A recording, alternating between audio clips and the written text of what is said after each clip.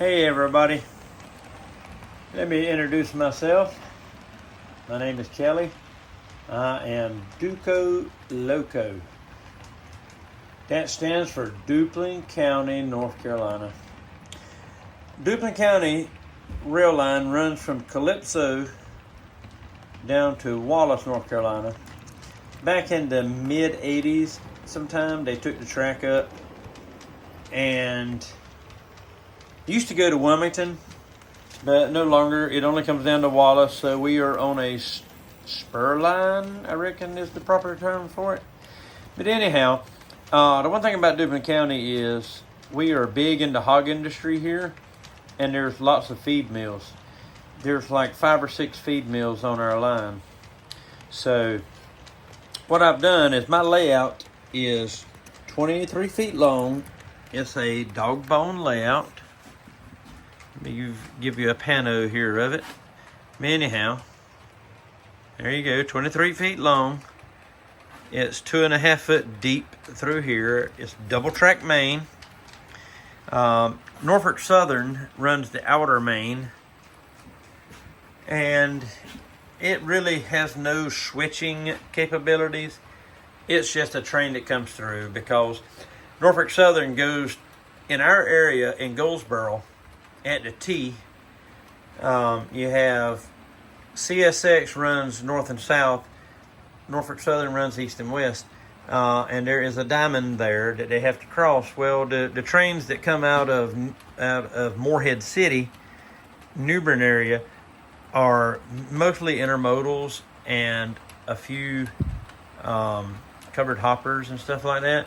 So what I'm representing on my layout is the Norfolk Southern with intermodal, and basically all they do is they just run around the whole time. I don't really do much switching with them, so I just enjoy watching them double stacks come through, even though I don't have any double stacks right now because I need about 14 more containers to fill up all of these, and they're expensive. Okay, now getting to the layout. Let's start in Calypso. Calypso is the northern end of the county, but at Calypso there is a bridge that is the only place in Duplin County where the highway crosses over the bridge other than the interstate. So when I get done with this is going to represent the crossing at Calypso. Even though it's only single track main in Calypso, when I get done with this, that's what it's going to represent. As I go around, I got a wall that hides the train so that once it goes under this road, you won't see it again until it pops out about right here. So my goal is to make this train that's disappearing and this train that's reappearing. That's just 2 completely different trains. I've left a gap in my woods that I've got to work on to carry it on to infinity and beyond, so that it looks like it's a train coming from somewhere else. That is going to get redone, and I'm going to go up a little higher. I still want to see out my window, so I'm probably not going to go up quite as high, but I do want to see out my window. All right, moving along. I've got a 3-4 yard holding facility for my hoppers that feeds my feed mill. Here's the feed mill. Now this feed mill is it started out as an ADM, a Walthers ATM module with the expansion silos, but I've kind of kit bashed it into a hybrid between the Warsaw feed mill and the Rose Hill feed mill, which is called the Chief. The Chief was built in the 1980s, early 80s. No, wait a minute, late 80s. Somewhere in there. I didn't work with the company at the time. I work with them now. I've been with them for, my God, almost 25 years. The mill's been there ever since I've been there, so it's getting pretty old now. But at one point in time, it was the largest feed mill east of the Mississippi.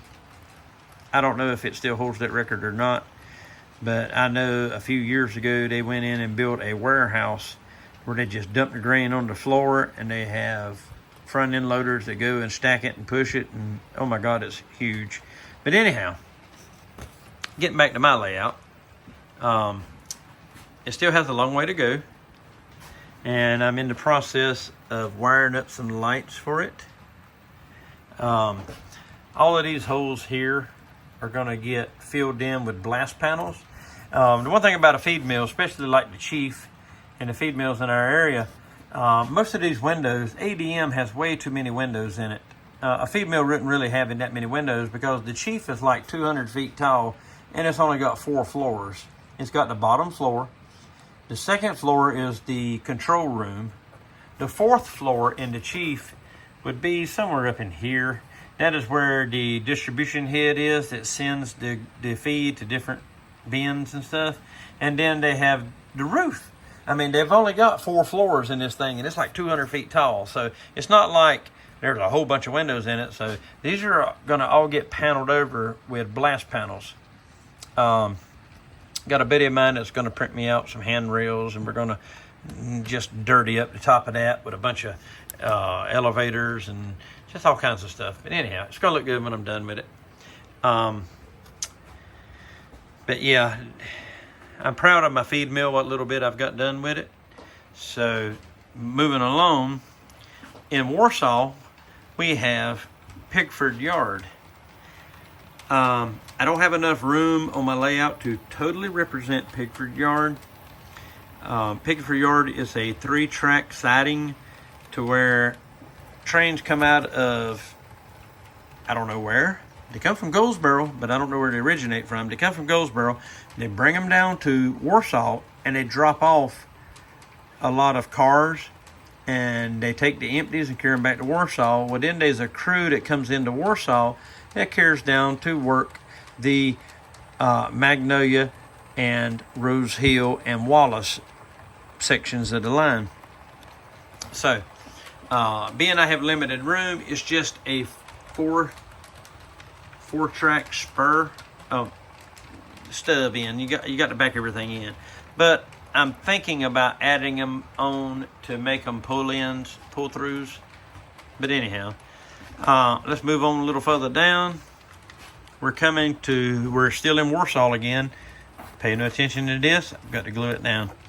This is U.S. Foods in Warsaw. U.S. Foods, it's a cold storage place. I don't know what all they store. Must be cold stuff because it's called U.S. Cold Storage. But anyhow, the window back there is going to get the same treatment as the other window. It's going to get a diorama in it. I may paint the building a different color. I don't know. It's just a placeholder right now. I've got to glue the asphalt parking lot down. It has 3 tracks for storage. That's going to get cemented over to where you won't see nothing but the rails. At least that's what I think I'm going to do. But anyhow, let's move on. We're going to come here. I just put this crossing in, and this is the crossing to nowhere. I've got to put a backdrop in back there, and I was looking on YouTube the other day on how to paint roads off in a distance. Pretty fascinating. That's what my goal is. There's going to be a set of crossing. I'm not going to have dropping gates. It's going to be more of just some signals going across. I can't remember what they're called. But anyhow, it's going to have crossings going across on both sides. When the train comes through, the lights are going to flash. Ain't going to make no noise because I don't like a lot of noise. With the road going off forever, ever. With the scene, it's going to be pretty. But anyhow, this is going to be, you're not going to see that train until it crosses.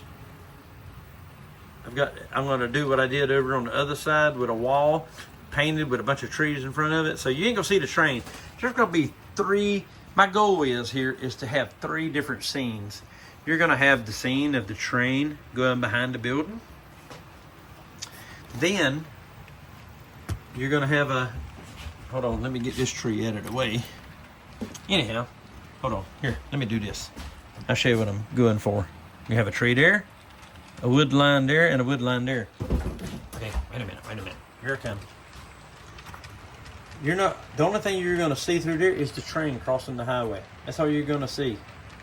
Now, this is gonna be hidden, and you'll see the train when it comes about right here. It comes around the curve. So there's gonna be 3 different scenes right here in this one end of the layout. Let me come over here to my farm scene. This is just a 100% test. Being I've never done any scenery, this is a scene I was just messing around with, because at one time Duplin County was a very, very big dairy industry, but no longer the case. There's no more dairy farms here, but everywhere we go there's silos around. So I got a paper towel tube that is a light bulb glued in, and I know the paint looks bad, but it was just a test. That's all it was. I rubbed glue on the side of it and then sprinkled some stuff, because most of the silos in this area are covered in ivy, or whatever it's called. And, you know, a little barn, a dead tree, and a couple of grass, a little bit of grass. And I think it turned out pretty good to be my first actual scenery that I did. So anyhow, let's move on down. Now we're coming into the propane facility. There's a propane facility in Rose Hill, North Carolina. The full scale version holds about 18 rail cars. I do not have that capacity, so about 4 is all I've got. I originally wanted to build it with 6 or 8, but I had to adjust the layout, and I only wound up with having 4 capacity. But then we're going to come around here, and that's really about the same, about what I got going on. I've been laying highway.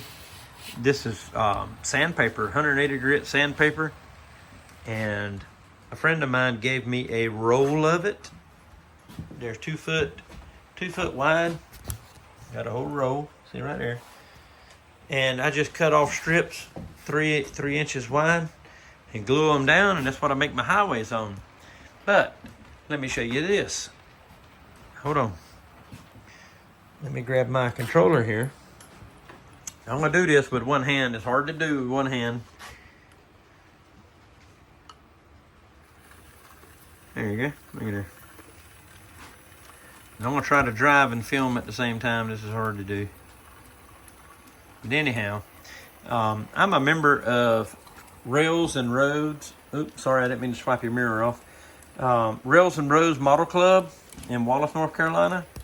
And we specialize in building HOscale RC trucks.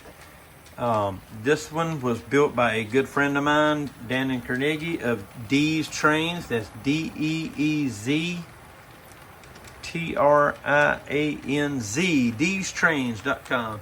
He has all the components to help you build one. You just take your truck, your static model truck. Oh, let me stop this. Yeah, before I run into something. You take your static model truck and you get out the saw and you hack and carve until you make your RC truck. But anyhow, we enjoy doing that. But that's pretty much my layout for right now. I'm still gluing down. I'm sorry I don't have a British accent or nothing like that, or Australian accent. I'm just a good old southern boy that loves his trains. But anyhow, I hope y'all enjoyed it. I'm gonna do the normal stuff of like and subscribe, blah blah blah. You know the deal. But anyhow, I hope you enjoyed it, and I enjoyed making it, and I'm enjoying this train layout. So y'all have a good night. Bye bye.